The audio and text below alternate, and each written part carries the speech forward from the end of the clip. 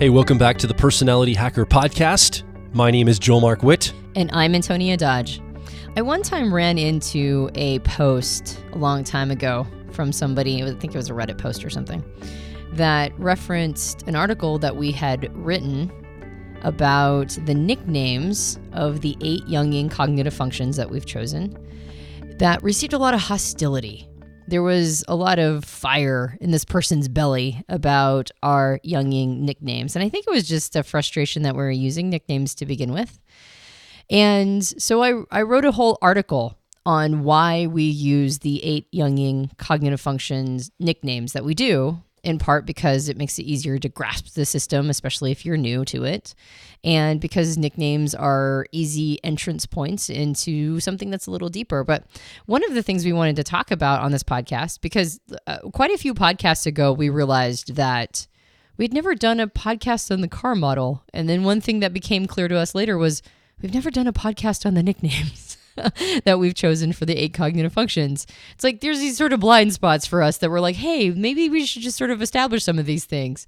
So now that we've just done a series on developing the co-pilot process, and we mentioned all the nicknames of those co-pilots, we thought we would talk a little bit about why we chose the names that we did for the 8 functions, because this was not something we just slapped together. We actually spent a long time trying to determine what we would call these functions as we were attempting to encapsulate them. Now, one of the important things to remember is that each of these functions are hard to encapsulate because they do so many different things. And that was one of the biggest challenges that we came across. I mean, when we were trying to figure out the nickname for introverted thinking, I think precision was on the line. We thought perfection. We thought rationale. We thought reasonableness. We had all of these different nicknames sort of posted to the wall, and we looked at them every day to try to figure out what would win. And ultimately, accuracy won. Now, the reason why it's important to remember that all of these functions do a lot of different things, and the nickname is not an attempt to talk about what the function does. It's important to remember that because you don't want to pigeonhole how this cognitive function works for you. I mean, we just got through a series that talked about how if we're going to develop the co-pilot process, we're going to want to keep these co-pilots from being two-dimensional. We want to take in all the territory that the cognitive function gives us and be able to see it rich and fleshed out and how it can help us in all these different aspects. So one of the things that we did when we were trying to figure out the nicknames or what nicknames we were going to use in order to make them more simple for each, for people who are learning the system, is not to focus so much on what these functions do, but the etymology of what the function wants. What is its end game? What is it ultimately attempting to do, especially with the 4 judging cognitive functions? And then with the 4 perceiving cognitive functions, we wanted to ask what is it fundamentally doing at its root? What is it ultimately attempting to access in order to have all of these different skills and all these different elements emerge from it? So it was more about an etymology conversation than it was about a results conversation. What's the actual process of the process, as opposed to what does the process do? So we thought we'd go through each of the 8 cognitive functions and talk a little bit about why we chose the nickname that we did for each of these functions. And maybe it will help you get kind of an idea of the fundamental desire that each of these functions, or the fundamental foundation of each of the 8 cognitive functions, in case you're right now trying to learn how each of them works. So the functions are divided into 2 major categories. One category is technically called perceiving functions. These are the cognitive functions that, depending on your personality, one of these functions will be your primary way of learning information, perceiving your world, taking in information, gathering info about what's going on, for you in your personality, basically. And so that's your perceiving function. The other 4 are technically called a judging function. And this in your personality, the primary one you use, will be how you decide or make judgment. You determine the shoulds of your life, what you should be doing. You make determinative actions based on the information you've taken in. So this is how you judge or make decisions in your world. So you can almost look at these as, they're technically called perceiving and judging functions. Another word for perceiving could be learning. Another word for judging could be decision making. That's a little bit of an oversimplification, but that's just an easier way to access them if you kind of looked at them that way. And let's first talk about the 4 perceiving cognitive functions. Now, they are extroverted sensing, introverted sensing, extroverted intuition, introverted intuition. And we can take each one of these, line by line, basically. Let's start talking about extroverted sensing. Sometimes you might see this written in shorthand with a capital S with a lowercase e next to it. And that's just a shorter way of writing extroverted sensing. The nickname we've given extroverted sensing is sensation. So when you are perceiving the world or taking information in with your senses in an extroverted way, it means that you're doing it in real time. It means that you are using all the instruments of your body to be able to perceive what's going on. So while sensation does many things, it gets us in touch with our body. It helps us read body language. It helps us understand what needs faster or slower action. It helps us get motivated. It gets us in touch with our adrenaline. There are many things that extroverted sensing does, but fundamentally, the instruments it's using are sensation instruments. It's using the 5+ senses of the body in order to engage with the outside world. And so it's a real-time process. It's something that's happening in the here and now, which is why people who use extroverted sensing or sensation have a tendency to be right here, right now people.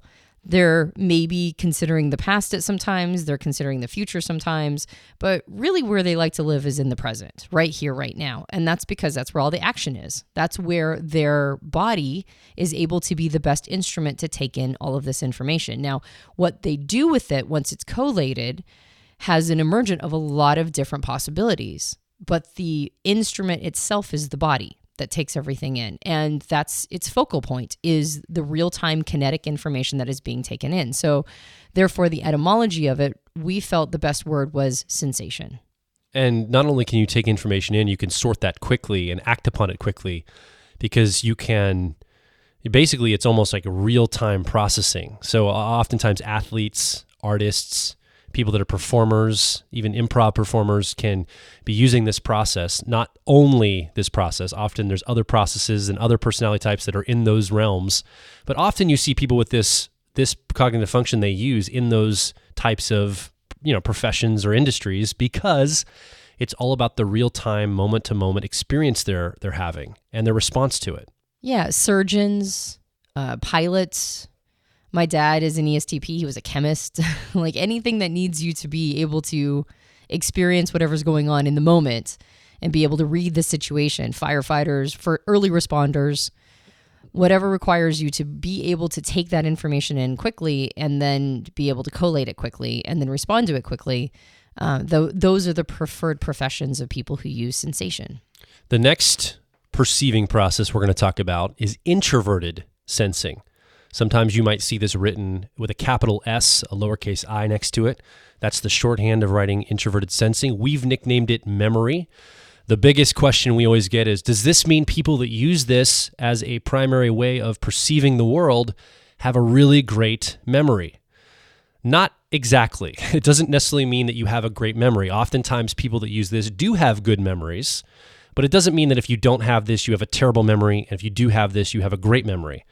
What it means is you go through the world capturing all the sensations and things that are happening in your world, you bring them into your inner space, and then you sort through the perception of that at a later time. So it's almost like looking through memories to find the perceptions, to find the connection points, to find what it means to you over a period of time. So that's why we've nicknamed it memory. It's the impressions you get over time, the memories that are built, the precedents you engage with over time begin to develop a pattern that you can go through and really reflect upon in your inner space and get a sense of what's happened after you've experienced it. A good way to give an example of this, I have a friend who is an ISFJ who leads with this memory process. And he and I went to Universal Studios last year to go to the Harry Potter exhibit, or the Harry Potter I guess the whatever world at Universal Studios, right? Neither one of us had been there before. And he went in and we spent about an hour going through some of the exhibits, a couple of the rides. And at one point he said, Joel, I'm overwhelmed. I need to go get a beer. Would you sit down and think for a minute? I'm kind of overwhelmed by this experience. I'm not really enjoying myself as much. So we sat down, we got a couple drinks, we sat and talked for a little while. And after we talked and he spent some time just hanging out, he said, you know what? I want to go back into that space. Now that I've had already a first experience to it, I think I'm going to enjoy it more. We went back in and he had a blast because he was able to have a framework and an experience and ruminate on that experience and then go back in and enjoy it the second time around a few hours later even more. He needed time to process the sensory experiences he was having that day. And then the day after and the day after that, we had more conversation and he reflected back on the experience more and more and he enjoyed it more. He actually enjoyed the experience a couple days after the experience than the moment of the experience itself, because he was able to reflect upon what that experience meant to him through his memory process. Yeah, this one might be the most controversial nickname we gave to the process because there is a tendency for people to think that SJs, who are the ones who use introverted sensing or memory, that there's a sort of an oversimplification that says that they all do have good memories specifically for details. And like you mentioned, Joel, that's not exactly accurate. So it's important to remember that, again, we're talking about etymology here. It's not a skill or a talent or a result of the process. It's actually the basis of what the process is sort of resting upon. Because people who use this process or function are people who like reliability. There's sort of this question of what's more reliable than something that you directly experienced and then later on were able to think about and ruminate on. That's pretty much one of the most reliable things you can have is personal direct experience that also you get to figure out in the post-processing piece. So it's not about a skill or a talent. It's not memory in terms of a skill. It's memory in terms of a noun, a memory, referencing your meaning, personal meaning to you, connections you make about things that, happened to you in the past, etc. All of that happens by going over your personal memories. And this can be done in yourself or vicariously through other people who have had those experiences that you haven't had. So this is why precedent and procedure and things and expert advice and things that have come before can be very powerful for a memory person because other people have experienced it. They've ruminated on it. They've written it down. Maybe they've done it over and over and over again and iterated on it. So you have a pattern for you to be able to observe. So vicariously, you're able to watch or see someone else have done something and get a lot of information based on expert opinion, precedent, templates, things that have come before. And you can rest into that as this has been vetted. Someone's thought carefully about this. So now I can adopt this as being thoroughly thought through. It's not something so new that it hasn't been tested. It hasn't been verified. And that reliability is so important. So vicariously, that reliability can come from other people as well. So the next cognitive function we can look at, next perceiving function could be extroverted intuition. Now, intuition is pattern recognition. It's an attempt to know what's going on behind the curtain without being able to directly experience it. And when you do this in an extroverted fashion, much like extroverted sensing is picking up information in the outside world through your senses and doing a real-time kinetic read on it, extroverted intuition is very similar. It wants to be real-time kinetic. And so patterns are seen in the outside world by placing things in novel juxtapositions, right? By searching places and concepts that haven't yet been explored. It's about figuring out how things work that maybe nobody else has seen and coming up with new patterns in your environment. And so because of that, we call it exploration. It's about exploring new topics, exploring new concepts, exploring new places. Every place you go to and you get to, kind of figure out what this means in terms of this other piece of information you saw over here, then novelty becomes very important. And the only way to get novelty is through greater exploration. So again, it's not about what the process does necessarily, as in it doesn't just give people the ability to explore or want to travel or something to that effect, although that's a part of it. It's actually about the fundamental foundation of the process, which is in order to see new patterns or see things other people can't see, you have to continue to explore new territory and concepts and ideas in order to get to those new patterns. Sometimes you see this written in the shorthand, which is a capital N with a lowercase e for extroverted intuition. So you might see that written in shorthand somewhere online. It's referencing this process. And also it's about making connections of things that aren't seemingly connected. And the more you explore your world using this process, the more you're able to see connections between disparate things that don't necessarily have a connection. It almost seems like random. And this process allows really interesting connections to happen between things that are so different from each other. People with this process, and thank you, by the way, for reminding me to say the shorthand piece. People who use this process have a tendency to want to go to places that haven't yet been explored. We sometimes call it the 6-foot-tall grass with a machete in your hands, and, tigers and lions be damned. There is a thirst for finding new things that have not yet been explored. And if you've been listening to the podcast series, you know that extroverted intuition and introverted sensing are polarities of each other, which means that one is looking towards what has been explored and is attempting to ruminate on it and capture it through a memory and figure out what that means, and is more rooted in the past or what has been seen, whereas extroverted intuition, as its polarity opposite, is more focused on what hasn't been explored yet, what hasn't been seen. And so these make a really interesting polarity of each other. And you'll kind of see how they touch on each other. With introverted sensing as a polarity of extroverted intuition, when it's high in somebody's function stack or in their car, you'll see a person ruminate on the past and then make new connections, something they hadn't thought about when they were there before. They'll go into their past and they'll be thinking about what's, like maybe even relive a whole scenario. And then while reliving that scenario, all of a sudden they make connections about, oh, that's what that person was doing.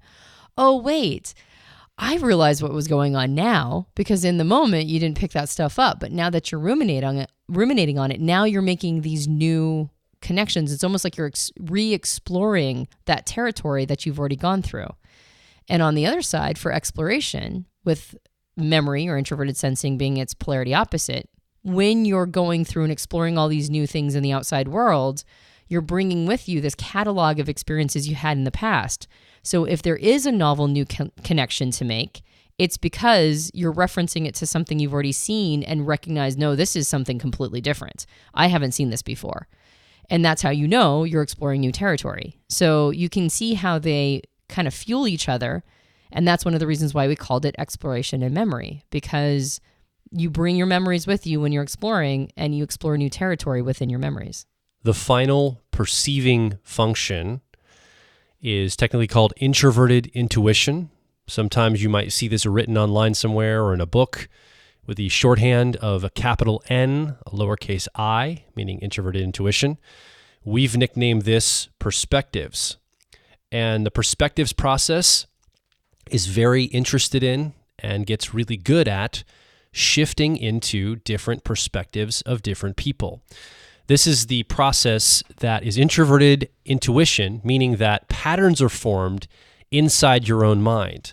And after picking up all of the impressions and all of the information in your world, if you sit quietly with your mind, you see the patterns start to form, almost like things bubble up to the surface without even really trying. Imaginations and different pattern recognitions bubble up to the surface in your mind. And over time, if this is a process that you use as a strength, you recognize there's a pattern to how thoughts bubble up in your mind. These patterns, these intuition thoughts and impressions that you have, there's a pattern to that. And you get really good at not only getting these impressions and these intuitive thoughts, but you get really good at understanding the pattern of how they emerge, how your mind forms them. And if you get really good over time, you begin to understand how other people now are forming their thoughts and their patterns outside of you. And so then you have the ability to shift from your perspective into the perspective another person may take. how is their mind forming patterns that are different from my mind forming patterns? Because you understand how your mind's forming patterns so well. You're able to shift into other perspectives. So we called this process perspectives because it's about literally shifting out of your own mindset and your perspective and seeing the world through someone else's eyes, seeing it from the perspective of another, which is a great skill when you're using this process. Yeah, our beliefs, thoughts, and feelings are casually called perspectives, since they're our subjective take on how the world works. And so when you are focused on your own subjective take, and like Joel mentioned, seeing the pattern of the patterns, then you're focused on all of the perspectives because you recognize that they're truly subjective. And the thing about perspectives, too, is that people who use this have a tendency to solve problems by shifting perspectives, not just into other people's, but also sort of an aerial view. And one of those perspectives is a long timeline. And so taking the perspective of what does this look like way down the road is also taking a conceptually visual perspective. So again, it's the etymology of what's the foundation of what the process is doing. What is it accessing in order to give all the benefits that the process has? And so for perspectives and kind of giving it a corollary with the polarity of memory and sensation, memory and exploration, one of the ways that perspectives works is by picking up sensory details about what's going on for another person, because they're reading body language, they're picking up sensory inputs, they're sort of visually walking through the world as they're taking these different perspectives of how things can pan out. And that's how sensation influences perspective as a polarity opposite, and vice versa. When a person is using sensation to try to figure out what action they need to take quickly, or how to be a first responder or early responder, they have to future pace, maybe not way down into the future, but at least a few steps ahead in order to know how to respond or react. What's the next thing they're going to be doing? So being able to see things in other people's perspectives and the perspective of the timeline really suits sensation to be able to act as a performer, as an early responder, to be able to read body language well, and to know how to behave almost immediately. It's that whole Wayne Gretzky quote of, I always skated to where the puck was going. That's a very sensation quote with a perspectives tail. And then on the other side, perspectives users use the data and information that their body is giving them and telling them in order to keep their ability to shift into other people's perspectives and see long timelines and kind of visually walk through what could be called a mind palace in order to, be able to, with any amount of good predictive ability, speculate on what's coming up. So if you listened to our car model podcast recently, we talked about this idea of polarities. And we just gave you the polarities of the perceiving functions. Again, they're intrinsically linked. When you have one of these as a strength, you're also going to have one of these as maybe not a strength in your it won't be a strength in your personality. It's going to be more of a challenging aspect of your personality. So if you lead with sensation, you have this as a strength, you're going to have in the backseat of your car, in the car model we talked about, perspectives, and vice versa. They're intrinsically linked. When you have one, you have the other. If you have a strength of exploration, you're going to have memory in the backseat of your car as a little bit more of a challenging weakness in your personality. And so these are the energies you're playing with. They come linked together as polarities in the perceiving process of your personality. So now those are the 4 perceiving processes. It's how you learn information, you take in information, you perceive your world, you gather things to make decisions about or judge information and the world around you about. Now we're going to shift from perceiving processes to judging processes. Unlike the perceiving processes, which don't really have an agenda, it's just a way of information gathering. It's how your mind is wired to experience things. It's the part of the elephant that the blind man and the elephant illustration that we've talked about multiple times on the podcast. It's just a part of the elephant that you are mentally wired to reach out for. And it doesn't have an agenda or a should statement about the world. So we use the foundational component of what it's using in order to take in information to find a nickname for it. But in the judging processes, we actually tapped into the ultimate endgame agenda. Not so much what it gives you. Again, these are not skills necessarily. These are not talents. These are what the process ultimately wants. What is it anchoring to figure out its next steps? So as we talk about the judging functions, let's talk about the first one we're going to talk about today, which is extroverted feeling, sometimes written online or in books as a capital F, lowercase e is the shorthand. We've nicknamed it harmony. Harmony is interested in asking the question of what gets this need met, or what gets the need met in this person that I'm engaging with or myself. So what is the need that needs to be met is the question that harmony is asking, and its end goal is to get rid of discord and to create harmony in the world, connection between people, a great time of it, having people have a good time, connections between people, and having basically a harmonious life. And this is because extroverted feeling is focused on feelings that are being bandied about in real time. All the extroverted processes are basically, you can think of them as real-time functions, and all the introverted processes or functions you could think of as like a post-processing. And so extroverted feeling is in touch with what are the actual feelings that are happening right now back and forth. And so things like keeping morale up are really important and making sure everybody feels good. Now, there's also a kind of delicious component to drama. So extroverted feeling isn't always super tapped into the concept of harmony, but at its base, that's really what it wants. If it's healthy, if it's doing what it should be doing, it wants to make sure that everybody's feeling good. And conflict is inevitable. That's just a part of being human, is to be in conflict.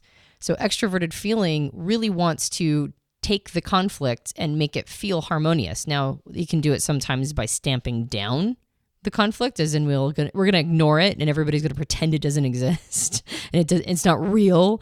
And then we allow the conflict to keep metastasizing and turning into some sort of terrible cancer. Or we can just address it and we can talk through our conflict and we can actually get to true harmony. When a person who uses this process hasn't been trained to do that, that's oftentimes when they get sort of titillated by drama, or they get in a place where they can't ever address conflicts. But when a person is doing well with this function and they are skilled around using this function in their life, then they won't get titillated by drama. In fact, drama is quite messy, and they won't just stamp down truth and honesty and conflict. They'll actually work through conflict and go towards the thing that makes them feel the happiest when they get there, which is harmony. Yeah, the goal is intimacy, and intimacy comes from conflict. It comes from working through conflict together. That's how you build intimacy with another person. And so there's this kind of desire for intimacy, but sometimes if the harmony process isn't calibrated correctly, it can be inventing drama because it wants to feel that connection. It wants to feel that intimacy, and it enjoys the process of solving those conflicts or dramas. So it creates it in order to solve it, to have the intimacy at the end of the road. You're right, exactly. All right, so the next judging function we can look at is introverted feeling. And this is sometimes annotated with a uppercase F and a lowercase I. And we chose the word authenticity for this function. Now, there's a lot of different names we could have chosen for each of these functions, but we wanted to get at the root. When somebody who is using this process is making a decision, they're trying to judge the value of information they've taken in or a situation, they are generally asking themselves, what is true to me? What is authentic for who I am? When a person is turning feeling inward or in an introverted way, it means they're studying their own emotional response to things. And over time, they recognize that when something happens outside of themselves that they don't agree with, they usually take a hit for that. And over time, they ask themselves, over time, they make sure not to do things that will make them take hits. As in, why would they ever perform in the world in a way that is going contrary with their ethics or their conscience? Because then they're just cutting themselves. And so instead of doing that, they try to evaluate what is true and honest for them. So when they approach the world or act in the outside world, they're not doing anything that is out of alignment. They're not doing anything that will make them take a hit. And so authenticity, being true to who they are, having true, honest expression, is the criteria that they use in order to make decisions. So we thought authenticity was the best word best nickname for this function. The assumption here for an authenticity person is that if the more personal something is, the more universal it is. So if this impacts me in a visceral way here, and I feel this way, other people probably also feel similar. That's kind of the assumption they're coming to the table with. And the more they can get down to the root of their actual motivation, not just the surface motivation, not just what they think is their motivation, but the real depths of how they feel about something, they start to speculate, well, this is probably how other people feel about this too. This is probably how most people experience the world. It certainly is how I feel about that. And this is where they make their decisions, is what is authentic to me at my core value level. And that's what's authentic. The next process let's talk about is the judging function, decision-making function of extroverted thinking, also written sometimes in shorthand with a capital T, a lowercase e. We've nicknamed this process effectiveness. And effectiveness is asking to make decisions with the question, what works? What gets a result in the outer world? What will get the job done? And pretty much that's what they're judging the value of the decisions they're making. If it works, they'll do it. If it doesn't work, they won't. Whether it's accurate or whether it's authentic or whether it creates harmony, that doesn't matter. The criteria is what gets the job done. So they're taking their thinking process, which is impersonal criteria or impersonal evaluation, and putting it to the outside world in an extroverted way. So things like metrics and resources and data points and analysis, all of these become really important to effectiveness. And we chose to name it effectiveness and not efficiency, even though we kicked the word around efficiency. And this actually became quite controversial on the INTJ article that I wrote on our blog, the difference between effectiveness and efficiency. We chose effectiveness, though, because effectiveness has more of a concept of sustainability. When your focus is on effectiveness, you might sometimes be in the moment inefficient. You might be spending resource that isn't cutting corners or being as efficient as possible or being as tidy with your metrics as possible. But effectiveness means that you're getting what works established over time. You're creating a system, which might require a little bit of spillage in the beginning. It might require a little bit of hands-on elements to it. Efficiency is trying to make the ROI as tight as possible, whereas effectiveness is trying to create a system that won't break over time. So for extroverted thinking, we felt that effectiveness was the best word because when the function is working at its best, it's looking for long-term sustainable solutions. We have an ENTJ knee on our team who leads with effectiveness. And he has this mantra that he keeps telling us, we got to do things that don't scale, guys. We got to do things that don't scale, which is a really effectiveness, to build the business. We have to do things that don't scale, that are effective. We can't just be efficient and do things that just scale. We can't just be so buttoned up and so streamlined that we miss maybe the effective thing. So I think that's just a really good example of effectiveness user realizing that effectiveness may not always be the most efficient way of going about something. Yeah. Well, I mean, he does want to scale. Do tests that don't scale. Of Right. course we want to scale, but doing things that don't scale are ways for us to test things in the world. And sometimes that's messy. Sometimes there's spillage. Sometimes it doesn't always work out. And once we lock onto something, then we can scale it. Right. And with looking at it through the lens of polarities, effectiveness and authenticity are a polarity. And we'll see this, that with effectiveness, there's a question of, is this the right thing to do? That almost always sort of jumps the train onto the effectiveness train. It's like, what is this right? Like, we know we need to be doing things that have an impact and are sustainable. So is this the right thing to do, which will create that true sustainability? And on the other side, for authenticity, it's always, does this feel right to me? But it's always asking, what are the right actions and behaviors we should be doing? What's the impact on the world we want to have? Which is a very effectiveness question, right? What is the impact that we want to create? And so you can see how in these polarities, they influence each other. There's always a little bit of one attached to a lot of the other. The final judging function or decision-making function we're going to talk about is introverted thinking. So it's sometimes written with a capital T, lowercase I. This is thinking turned inward, and it's about what makes sense in the world. We've nicknamed it accuracy because it's really looking for the accurate thought. It's looking for the distinction. It's almost like, I imagine almost like finding the prime number of thought in your mind. What can be distilled down as the core idea here, the accurate idea. Oftentimes people will conflate two ideas that are very different from each other and call them the same thing. And accuracy's involvement gets in there and pulls that apart and says, actually, you're talking about two completely different concepts here. Those are two different things, and they're not to be conflated with each other. And accuracy asks the question, what makes sense? Even if it doesn't work in the outer world, even if it doesn't feel authentic, even if it creates discord instead of harmony, it wants to know what makes sense logically to its internal logic structure. It's a subjective thinking criteria, which is interesting because and you're an accuracy user, Antonia, so you could speak to this, but accuracy users would often say, well, what do you mean it's subjective thought? Obviously, if it makes sense, it has to be objective, right?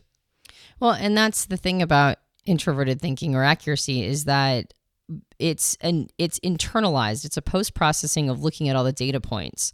And since it's internalized, though, you can't always explain it to another person how it struck you when you were looking at all of these data points. It's because it's introverted, it means it's subjective. All of the introverted processes are subjective because you can't point to the rationale in the outside world.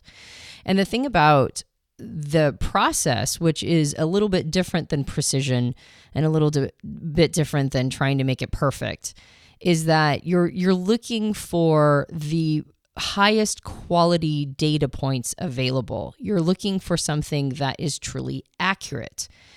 There's a lot of bias in our thoughts. There's a lot of confirmation bias. There's a lot of incongruities in the way that we think. And in order to clean slice that information, you're looking for something that doesn't just feel good. You're looking for things that don't just support what you already want to believe. You have to have rigor around it. You have to be accurate, regardless of whether or not it's, truth with a capital T or makes you feel good or whatever. You have to clean slice this information to be, again, as accurate as possible. And that means that sometimes the information you spit out is going to kind of hurt. Like, it's not good. It's like, oh, okay, I've been wrong this whole time.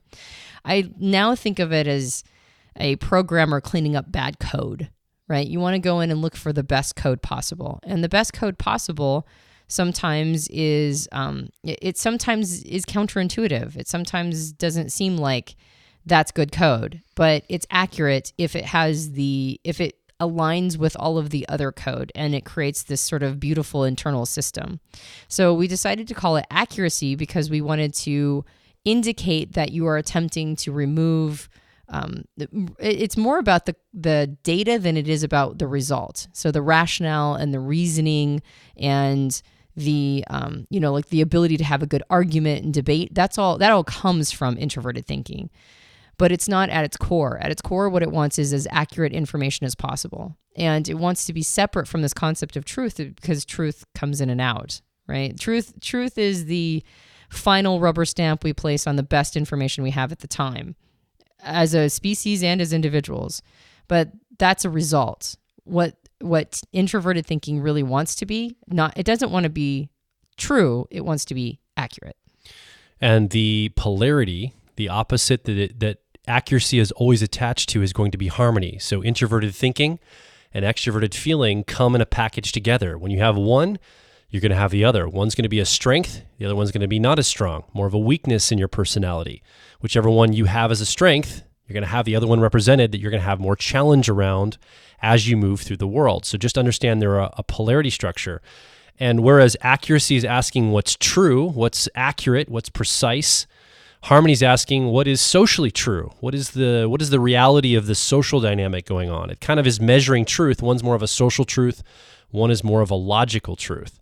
The other thing you can see with these judging functions, the introverted judging functions of introverted feeling or authenticity and introverted thinking and accuracy are very process focused. It's about refining the process of what resonates with you for introverted feeling or authenticity, or what makes sense to you internally for introverted thinking or accuracy. They're process focused. Whereas the extroverted judging processes of FE or extroverted feeling or TE of extroverted thinking, so that's going to be harmony or effectiveness, are result focused. It's about something happening outside of yourself, harmony being created or effectiveness being created. So it's process versus result when we talk about the introverted versus extroverted functions in decision making or judging. That's just interesting to note that that's where the focus will be. So if let's just say you're working with someone who uses authenticity or accuracy, and you're a harmony or effectiveness user, and you're frustrated, why is this person not focused on getting results that I want them to get in the world? Or maybe your family member, why are they focused so much internally? Why won't they focus on results? It's because they're more process focused. If you're a process focused person of authenticity or accuracy, and you're working with harmony or effectiveness, you're maybe frustrated. Why won't they slow down and work on the process? Why are they so focused on results? Why won't they work on the internal structures or all the processes to get to the result? So these are just different ways of thinking as you go back and forth. And often our conflict in life, typically, not always, typically comes from differences in judging functions. How we make our should statements in the world, how we think the world should be, is where often conflict between people arises. So that's just something else to pay attention to. Yeah. If you want a deeper dive into each of these cognitive functions, we have done podcasts on them in the past that go into them in a little bit more detail.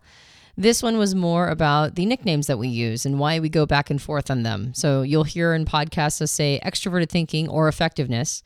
For those of you who are Myers-Briggs geeks and don't need the nicknames, that's why we use extroverted thinking is in behalf of you. And for those of you who are getting used to the system and kind of trying to figure out how all of this works, then we reference the nicknames as an on-road into this whole wide, wacky world of cognitive functions.